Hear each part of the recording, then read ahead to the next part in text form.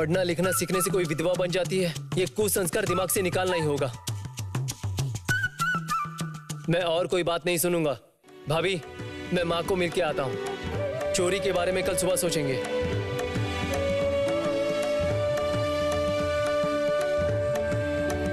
दीदी, ओह दीदी, ये मैंने क्या क्या क्या कह दिया दीदी। अब तो वो मुझे जबरदस्ती पढ़ने के लिए कहेंगे दीदी। अब क्या होगा दीदी, बताइए ना दीदी, क्या होगा? यही तो देख रही हूँ, अब क्या होगा बता तू। देवर जी को तो और रोक नहीं पाएंगे, और इसके बीच तू व्यापारों के बारे में बात करने लग गई थी। अब देखना देवर जी तुझे जबरदस्ती व्यापार सिखाएंगे। देवर जी इतने जिद्दी हैं, अब तू बच नहीं पाएगी बहू। अब तो सिर्फ भगवान का ही भरोसा है। उन्हें ही बुला, उन्हें ही बुला।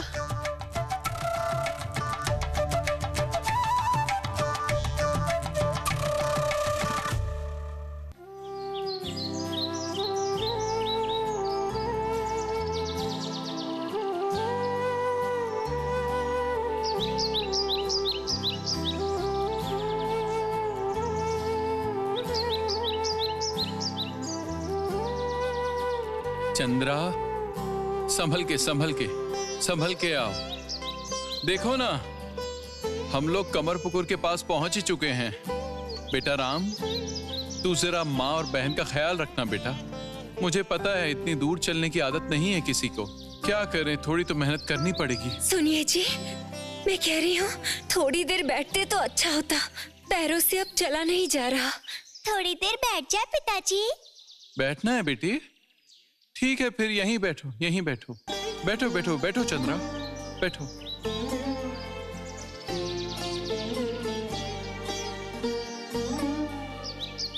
रघुवीर का कलश जरा पकड़ लो। हाँ। इसे तुम्हारे पास रखो। हाँ। हे राम, इधर आओ बेटा। वहां दूर दिखाई दे रहा है बेटा, वो है कमरपुकुर गांव।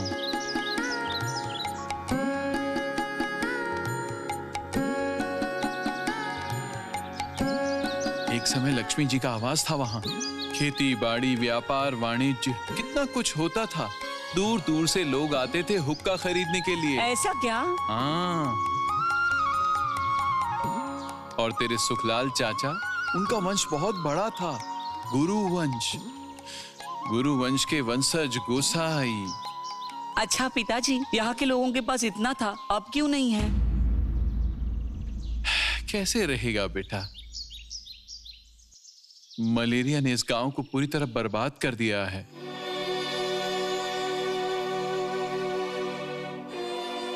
तब कौन खेती बाड़ी करेगा, और हुक्का खरीदने के लिए कौन आएगा, और कौन हुक्का बनाएगा? पता है बेटा, हम लोग नित्य नाटक समारोह उत्सव देखने के लिए कितनी बार इस गांव में आए हैं, कितनी बार। तब तक मलेरिया सब कुछ बर्बाद नहीं कर पाया था।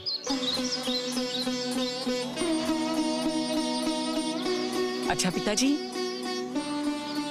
वो रास्ता किधर जा रहा है? वो रास्ता पता है बेटा, वो नीलाचल की तरफ जा रहा है। कितने पुण्य आत्मा लोग इस रास्ते से आते जाते रहते हैं।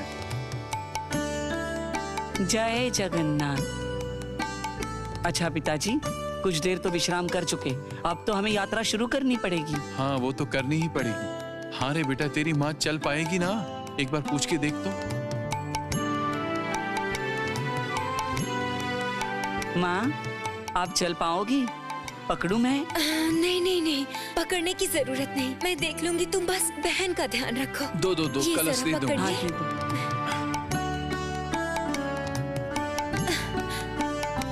धीरे धीरे आओ मेरे साथ। आ जाओ बेटा, चलो बहन को पकड़ लो। चलो आ जाओ, धीरे धीरे आ जाओ। वो देख राम, तेरे सुखलाल चाचा कुछ लोगों को लेकर इस तरफ ही आ रहे हैं। पकड़ पकड़ पकड़, ये पकड़ पकड़। गोसाई, कैसे हो भाई? कमरपुकुर में तुम्हारा स्वागत है भाई। भाई सुखलाल, तुम्हारा ये एहसान मैं जीवन भर नहीं भूल पाऊंगा। तुम्हारी दया मैं जीवन भर नहीं भूल पाऊंगा। दोस्त अगर दोस्त का साथ नहीं देगा तो फिर कौन देगा? तुम निश्चिंत हो जाओ भाई, जरूर इस कामरपुकुर में तुम्हारे लिए खाने की व्यवस्था है, इसी कारण से तुम यहाँ हो। मुझे पता है झूठे आरोप लगाकर रामानंद ने तुम्हें गांव से बाहर निकाला है। मैं निश्चित हूं किसी न किसी दिन रघुवीर उसको इस अन्याय की सजा देंगे, जरूर देंगे। अभी तुम भाभी को लेकर आओ, आराम से आओ। सर पर छत तो मिल गई, लेकिन घर गृहस्थी कैसे चलेगी भाई?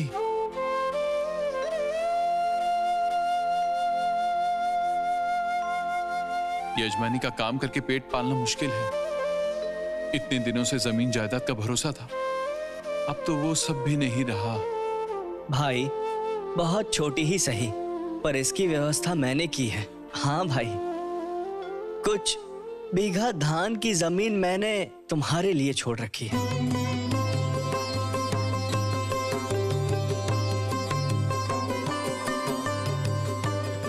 तुम वहां पर नए सिरे से फसल की आबादी करना,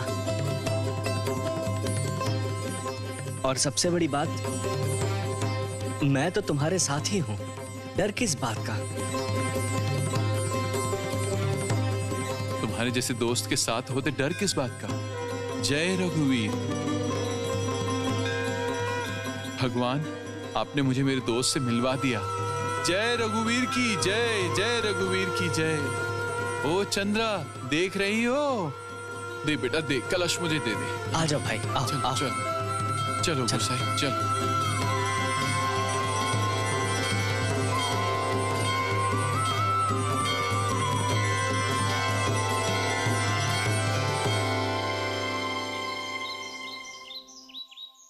वो रही तुम्हारी खेती की जमीन।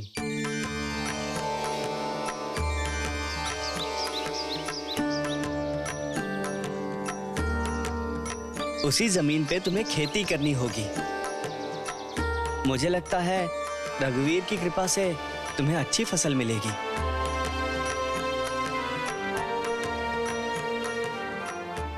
जो होगा वही तो ईश्वर का दान होगा, उसी से हमारा गुजारा हो जाएगा।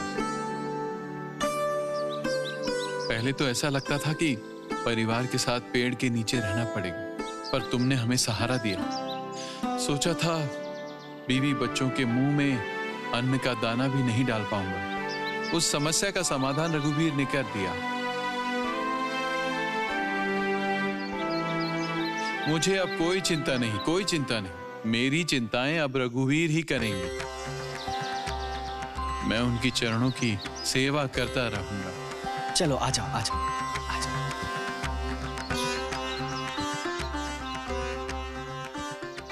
अगर रघुवीर यही चाहते हैं तब यही होगा, और कोई प्रश्न नहीं करूंगी। जो भाग्य में है वो तो होगा ही।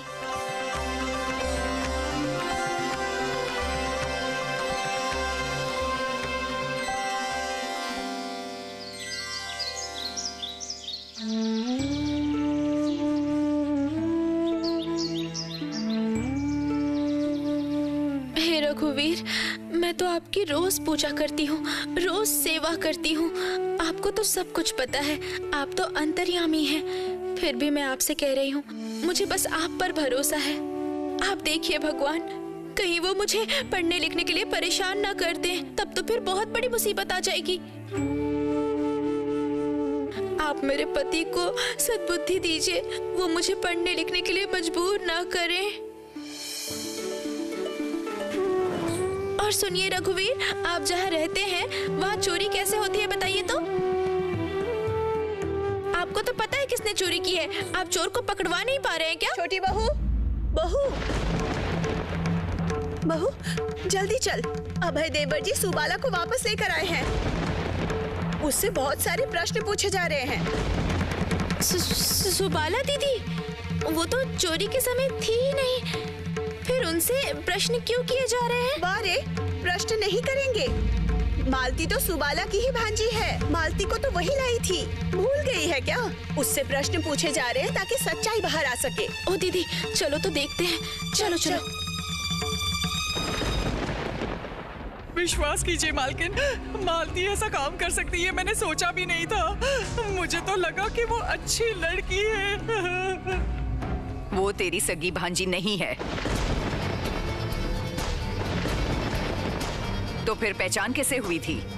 सच सच बता सुबाला। मैं सच ही कह रही हूँ बड़ी मालकिन, मेरे गांव वाले घर के पास ही उसका घर था। एक दिन आकर मुझसे बहुत विनती की कि किसी काम पर लगवा दो। विधवा लड़की है, तकलीफ में है। मैं भी गांव जाने वाली थी, इसीलिए मैंने उसे यहाँ काम पर लगा दिया मालकिन। उसने काम मांगा और तूने झट से उसे यहाँ काम पर लगा दिया। तेरी बात पर विश्वास करके उसे यहाँ पर रखा था।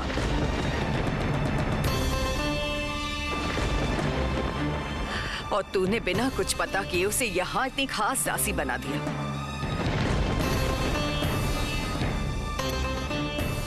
हमारे विश्वास का तूने ये मूल्य दिया।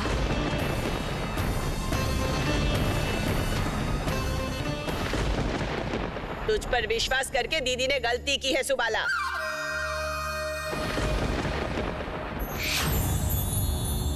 तुम लोग विश्वास के लायक ही नहीं हो। छोटी रहने दे, जो गया सो गया। आपकी अच्छाई जरा बंद कीजिए तो। उन गहनों को खरीदने के लिए मर्दों को कितनी तकलीफ उठानी पड़ी पता है ना? इतनी मेहनत की कमाई वाले गहने उन्हें छोड़ देंगे क्या? ए सुबाला, ये सब रोना धोना बंद करके सच्चाई बोल दे। तेरी ये नौटंकी देख के बाकी लोग झांसे में आ सकते हैं, लेकिन मैं नहीं आऊंगी। मेरे बेटे की कसम खा कर कहती हूँ मालकिन, मुझे सच में कुछ नहीं पता। मालती ने किसके साथ मिलकर ये काम किया है, इसके बारे में मुझे कुछ नहीं पता, कुछ नहीं। पता नहीं है? पता नहीं है तुझे? हाँ? कुछ भी पता नहीं है तुझे। तुझे ऐसा सबक सिखाऊंगी ना, सब कुछ जान जाएगी। देख तेरी क्या हालत करती हूँ।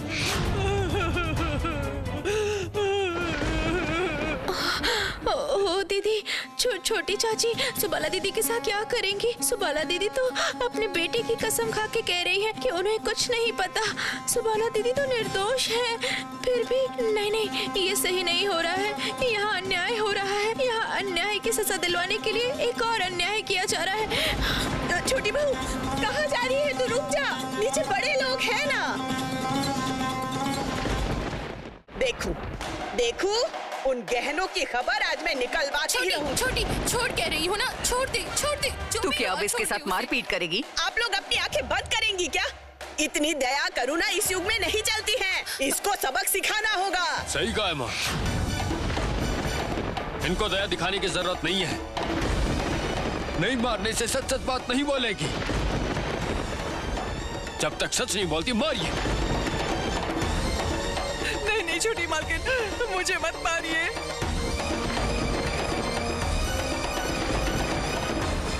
अगर सच पता होता तो मैं पहले ही बता देती।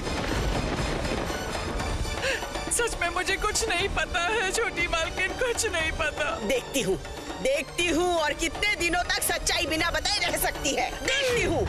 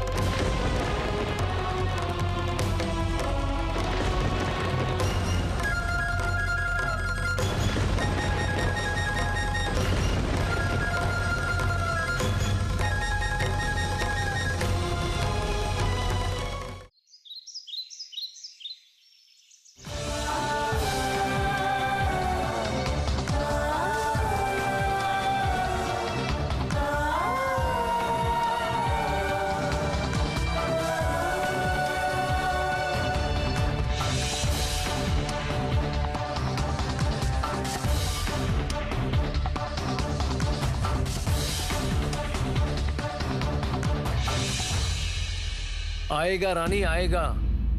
नया दिन आएगा जब इंसान इस समाज की धारा में ना बहकर, मतलब पुराने ख्यालात को छोड़कर नए सिरे से सोचने लगेगा। देश के बारे में सोचेगा, इंसान के बारे में सोचेगा, इस समाज के बारे में सोचेगा। ये क्या, भाभी भी यही है?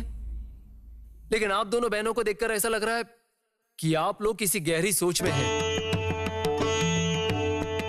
क्या मैं जान सकता हूं कि आप लोग किस बारे में सोच रहे हैं? ओह, समझा। अभय ने उस चोरी का समाधान नहीं निकाल पाया होगा, सिर्फ मुंह से बातें करना जानता है। उन्होंने तो अपने हिसाब से कोशिश की है, लेकिन आपकी पत्नी ने तो वादा किया है कि 1 दिन के अंदर चोर को पकड़ेगी। ऐसा क्या? रानी ने ऐसी विद्या कब सीखी? क्यों रानी, तुम आजकल काला जादू, तंत्र मंत्र ये सब सीख गई हो या दरोगागिरी कर रही हो? जो भी हो, तुम्हें कुछ करने की जरूरत नहीं है। मैंने पिताजी से बात की है, किसी की बात नहीं सुनकर दरोगा बाबू को खबर भिजवाने के लिए। जिसका काम वही करेगा। दरोगा को बुलवा के क्या होगा? वो लोग आके घर के नौकर चाकर पर सिर्फ अपना जोर दिखाएंगे, उनको थाने में बंद कर देंगे। वो लोग तो यही करने वाले थे ना। ऐसा क्या? किसको? सुबाला दीदी को। लेकिन मैंने तो सुना था कि वो अपने गांव गई है। उसको गांव से वापस बुलाया गया है। सिर्फ बुलाया नहीं गया है, छोटी चाची तो उनको पीटने वाली थी। सुबाला दीदी इस घर की कितनी पुरानी नौकरानी है, उनके साथ ऐसा व्यवहार कैसे कर सकते हैं? सुना देवर जी, आपने सुना ना? छोटी चाची सुबाला को मारने गई थी, इसलिए आपकी पत्नी कूद गई उसको बचाने के लिए, और वही सुबाला आपकी पत्नी का नाम लेके उल्टा सीधा काम करती रहती है और चारों तरफ बुराई करती रहती है। लेकिन आपकी पत्नी को इन सब की परवाह नहीं है। इनमें तो करुणा की सीमा नहीं है। मुझे मुद्दे की बात बताइए भाभी, हम लोगों को अभी क्या करना चाहिए? जरा आपकी छोटी बहन से पूछिए। इसने तो कहा चोर को पकड़वा देगी, तो किस उपाय से चोर को पकड़ेगी? मेरे दिमाग में एक योजना आई है। सच में? तो क्या योजना है, बताओ। आप जरा बैठिए, मैं रसोई में जाती हूँ। रसोई में जाके पनीर की मिठाई तैयार करके आती हूँ। मेरे प्रश्न का ये जवाब है? रसोई से वापस आने के बाद आपको अपने प्रश्न का उत्तर मिल जाएगा। लेकिन मुझे कैसे भी करके किसी भी बहाने से अभी रसोई घर में जाना होगा। छोटी बहू, ये सब क्या उल्टा सीधा बोल रही है? कुछ समझ नहीं पा रही हूँ, जरा साफ साफ बताएगी? हम में से किसी का रसोई घर में जाने का समय नहीं है अभी। हाँ नहीं, सारा काम तो निपटा के आई हूँ। हाँ, अब नौकर नौकरानी लोग दिल खोल के आपस में बातें करेंगे। हाँ, यही तो वक्त है दूसरों की बातें, दूसरों की बुराई करने की। और इसी मौके का हम लोगों को फायदा उठाना होगा। मालती दीदी और सुबाला दीदी के बारे में भी वहाँ बातें होंगी। वहीं से पता चलेगा कि मालती दीदी किसके साथ ज्यादा मिलती जुलती थी। इस चोरी के पीछे उसी का हाथ है। मैं रसोई घर में जाती हूँ। छोटी बहू,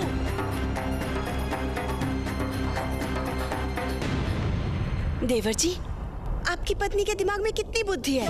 मन करता है दिमाग के अंदर झांक के देखूं। लड़कियों में इतनी बुद्धि आती कहाँ से है? भाभी, बुद्धि पुरुष नारी के हिसाब से नहीं होती, दिमाग चलाने से बुद्धि बढ़ती है। और इसीलिए रानी को पढ़ना लिखना सिखाना ही होगा।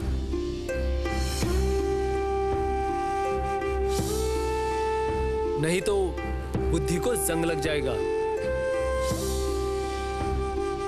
अब बहू की खैर नहीं, बुद्धि से भी पढ़ाई लिखाई को हरा नहीं पाएगी।